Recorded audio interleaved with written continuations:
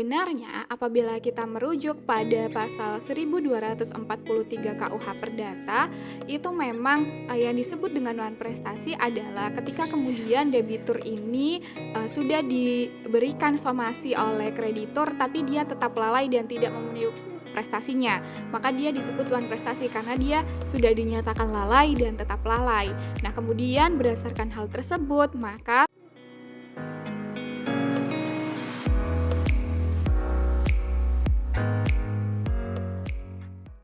Halo teman-teman, kembali lagi di Smart Podcast bersama saya Amar yang akan menjadi host pada episode kali ini. Pada podcast kali ini kita akan berdiskusi mengenai surat somasi yang dilakukan sebelum mengajukan gugatan wan prestasi. Nah, telah hadir bersama saya Kak Ihda Aulia Rahma dari PDB Law Firm yang akan menjadi teman diskusi pada kali ini. Mari kita sapa terlebih dahulu. Halo Kak Ihda, terima kasih banyak ya telah hadir di podcast kali ini. Bagaimana nih kabarnya Kak Ihda? baik Kak Amar, saya juga senang nih bisa hadir pada episode podcast kita kali ini untuk sharing dengan Kak Amar dan juga teman-teman. Oke Kak, seperti yang tadi pengantar saya katakan bahwa mengenai somasi yang sebelum mengajukan gugatan wan prestasi. Nah, sebelum sampai situ saya mau menanya nih Kak, pada dasarnya somasi itu apa sih Kak? Oke Kak Amar, terkait dari pengertian somasi sendiri memang sebenarnya belum diatur secara jelas dalam peraturan perundang-undangan yang ada di Indonesia. Namun meskipun demikian, apabila kita merujuk pada pasal 1238 KUH Perdata, itu somasi sendiri bisa dikategorikan sebagai surat perintah atau akta sejenis yang nantinya akan menyatakan bahwa debitur ini lalai dalam kesepakatannya yang dibuat dengan kreditur.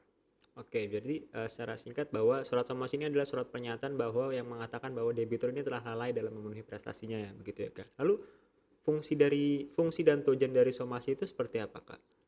Baik Kak Amar, terkait fungsi dan tujuan dari somasi sendiri, untuk fungsinya itu sebagai pemberitahuan kepada debitur terkait saat terakhir dia memenuhi prestasinya. Nah, kemudian selain itu, fungsi dari somasi sendiri adalah wujud iktikat baik dari kreditur kepada debitur. Nah, selain itu, untuk tujuan dari somasi sendiri adalah untuk menentukan tenggang waktu pemenuhan prestasi oleh debitur dari kreditur dengan sanksi gugat ganti rugi. Oke, berarti untuk memenuhi untuk ada tenggang waktunya ya, isinya tenggang waktu untuk memenuhi prestasinya. Nah, kemudian pertanyaan selanjutnya adalah apakah somasi ini diperlukan untuk perjanjian yang tidak ada tenggang waktunya atau seperti apa, Kak?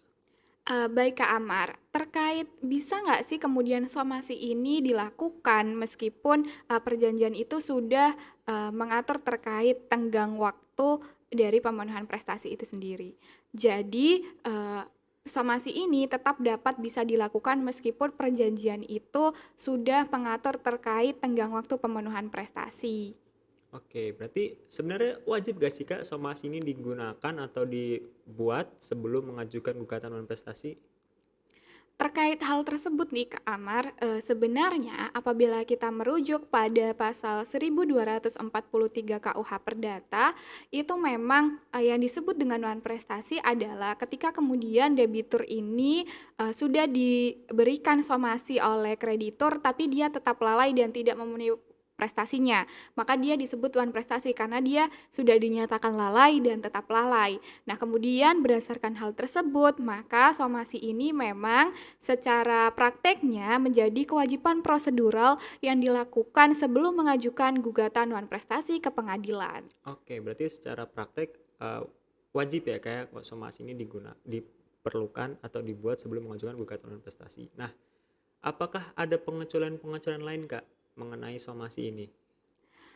Terkait hal tersebut nih Kak, memang ada beberapa pendapat dan juga teori, contohnya itu menurut Profesor Agus Yudha Herdoko SHMH, memang terdapat beberapa keadaan yang menghendaki tidak diperlukannya somasi sebelum mengajukan gugatan non prestasi. Nah, menurut beliau itu setidaknya ada 6 keadaan nih yang tidak memerlukan somasi terlebih dahulu sebelum mengajukan gugatan non prestasi. Yang pertama itu ketika tenggang waktu pemenuhan prestasi ini sudah diatur secara jelas dalam perjanjian antara kreditur dan debitur. Kemudian yang kedua adalah ketika debitur ini menolak pemenuhan. Kemudian yang ketiga adalah ketika debitur ini mengakui bahwa dia itu sudah lalai. Kemudian yang keempat adalah ketika prestasi ini meskipun dipenuhi itu tidak lagi berarti, dan ketika prestasi ini tidak mungkin untuk dipenuhi. Dan yang terakhir adalah debitur ini memenuhi prestasi tapi tidak sebagaimana mestinya.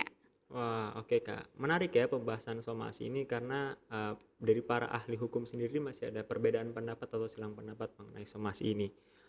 Oke Kak, sebelum menutup perjumpaan kita kali ini mungkin ada closing statement yang bisa disampaikan kepada teman-teman semua Kak. Oke Kak Amar, untuk closing statement sendiri, mungkin kita kembali lagi ke topik ya Kak, terkait perlu nggak sih kemudian somasi ini dilakukan sebelum mengajukan gugatan wan prestasi. Jadi apabila kita memang merujuk pada pasal 1243 KUH Perdata, somasi ini dalam prakteknya memang merupakan kewajiban prosedural yang harus dilakukan sebelum mengajukan gugatan wan prestasi. Namun dalam teori sendiri, contohnya misalnya menurut Profesor Agus Yuda Hernoko SHMH, itu terdapat nih beberapa keadaan yang menghendaki tidak perlu dilakukannya somasi sebelum mengajukan gugatan wan prestasi. Oke Kak, terima kasih banyak ya Kak telah menjadi teman diskusi pada podcast kali ini. Nah, bagi teman-teman yang memiliki pendapat atau komentar silahkan ditulis di kolom komentar ya. Terima kasih sudah menonton video ini, sampai jumpa di podcast berikutnya. Bagi teman-teman yang ingin mempelajari lebih lanjut terkait hukum, pajak, bea cukai, dan lain sebagainya, teman-teman dapat mengikuti PLKH yang diselenggarakan oleh Smart Recon Professional setiap tahunnya. Untuk informasi lebih lanjut, teman-teman dapat mengunjungi website kami di www.2j.id. Terima kasih sudah menonton video ini. Jangan lupa like, comment, share, dan subscribe. Salam Smart!